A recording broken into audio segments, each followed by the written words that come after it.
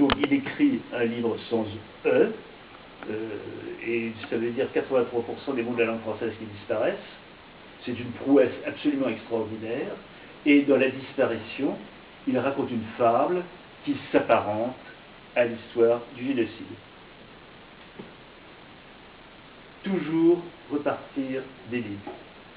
Je vais peut-être d'ailleurs vous donner, lire une page sur l'état de destruction, pour bien comprendre tout cela, dans lequel se trouvait cet enfant à l'âge de 6-7 ans. La première partie de W, le souvenir d'enfance, raconte les années 36-42, c'est-à-dire les années avec sa mère, et il montre que tous les souvenirs qu'il a sont marqués d'une façon ou d'une autre du signe du faux. C'est de la légende, c'est du pas vrai. Et il a à se construire avec ce pas vrai et cette légende. Et puis est arrivée la destruction, et il dit ceci. Désormais, les souvenirs existent, fugaces ou tenaces, futiles ou pesants, mais rien ne les rassemble. Ils sont comme cette écriture non liée, faite de lettres isolées, incapable de se souder entre elles pour former un mot qui fut la mienne jusqu'à l'âge de 17 ou 18 ans. Ou comme ces dessins dissociés, disloqués, dont les éléments épars ne parvenaient presque jamais à se relier les uns aux autres, et dont à l'époque de W, entre disons ma 11e et ma 15e année, je couvris des cahiers entiers, personnages que rien ne rattachait au sol, qui étaient censés les supporter, navires dont les voilures ne tenaient pas au mât, ni les mains à la coque, machines de guerre, engins de mort, aéroplanes et véhicules aux mécanismes improbables, avec leurs tuyères déconnectées, leurs filins interrompus, leurs roues tournant dans le vide, les ailes des avions se détachaient du fuselage, les jambes des athlètes étaient séparées des troncs, les bras séparés des torses, les mains n'assuraient aucune prise. En langage psy, ça s'appelle un fantasme de corps morcelé, c'est-à-dire il a perdu le sens de l'unité du corps. Et il a perdu bien d'autres choses. Ce qui caractérise cette époque, c'est avant tout son absence de repères. Les souvenirs sont des morceaux de vie arrachés au vide. Nul amarre, rien ne les ancre, rien ne les fixe, presque rien ne les entérine. Nulle chronologie, sinon celle que j'ai au fil du temps arbitrairement reconstituée. Du temps passait, il y avait des saisons, on faisait du ski ou les fronts. Il n'y avait ni commencement, ni fin. Il n'y avait plus de passé, et pendant très longtemps, il n'y eut pas non plus d'avenir. Simplement, ça durait. On était là. Ça se passait dans un lieu qui était loin, mais personne n'aurait très exactement pu dire loin d'où c'était, peut-être simplement loin de Villard-de-Lans. De temps en temps, on changeait de lieu, on allait dans une autre pension, dans une autre famille. Les choses et les lieux n'avaient pas de nom, on en avait plusieurs. Les gens n'avaient pas de visage. C'est très saisissant ce qu'il dit là, les gens n'avaient pas de visage. Le sens de la généalogie, de la parenté, il l'explique un peu plus loin, il n'a plus de sens pour lui, qu'est-ce que c'est qu'une grand-mère, une tante, il ne sait pas. Il n'y avait ni commencement ni fin, le temps n'existe plus, et l'espace n'existe plus, on était loin, mais loin d'où, il ne savait pas. Et donc, c'est à partir de ce désastre psychique total qu'il a à se reconstruire. Et il explique qu'il va se reconstruire à partir de l'apprentissage des signes, des lettres, des chiffres.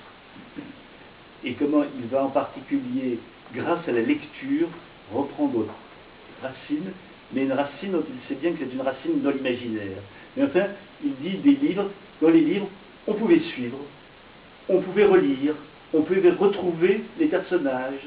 Ils ne sont pas comme ses parents qui peuvent disparaître subitement.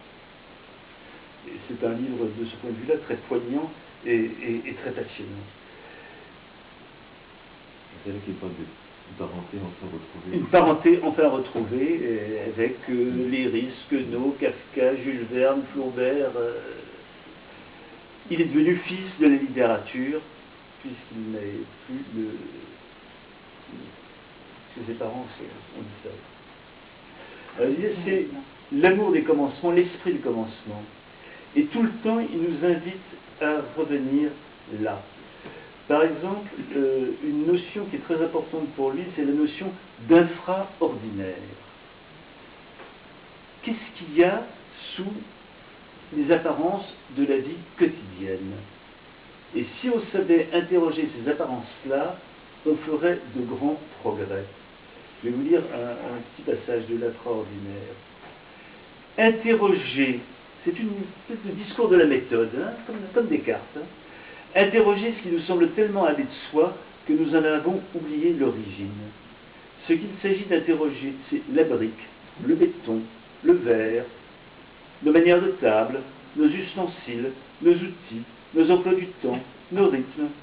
Interroger ce qui semble avoir cessé à jamais de nous étonner. Nous vivons, certes, nous respirons, certes, nous marchons, nous ouvrons des portes, nous descendons les escaliers, nous asseyons un tas pour manger, nous nous couchons dans un lit pour dormir. Comment? Où? Quand? Pourquoi?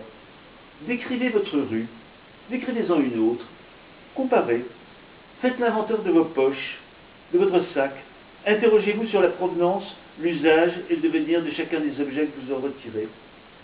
Questionnez vos petites cuillères. Qu'y a-t-il sur votre papier peint? Combien de gestes faut-il pour composer un numéro de téléphone? Pourquoi? Pourquoi ne trouve-t-on pas de cigarettes dans les épiceries? Pourquoi pas? Il importe peu que ces questions soient ici fragmentaires, à peine indicatives d'une méthode, tout au plus d'un projet. Il m'importe beaucoup qu'elles semblent triviales et futiles. C'est précisément ce qui les rend tout aussi, sinon plus, essentielles que tant d'autres au travers desquels nous avons vainement tenté de capter notre vérité. Et un des livres les plus beaux de Georges Perec, c'est un livre qui s'appelle Espèce d'espace, où il interroge notre relation aux divers espaces dans lesquels sont enfermées nos vies.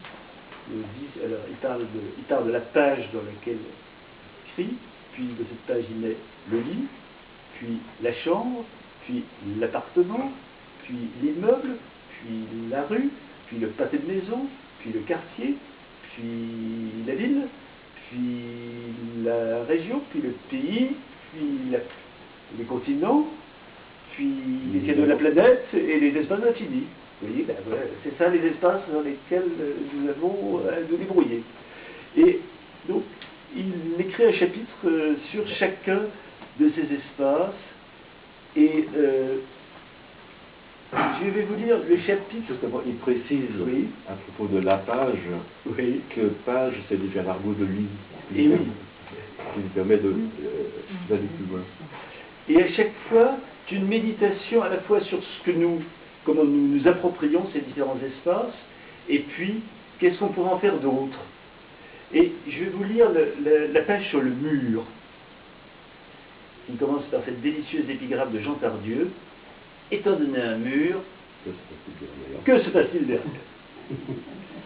Je mets un tableau sur un mur. Ensuite, j'oublie qu'il y a un mur. Je ne sais plus ce qu'il y a derrière ce mur. Je ne sais plus qu'il y a un mur. Je ne sais plus que ce mur est un mur. Je ne sais plus ce que c'est qu'un mur.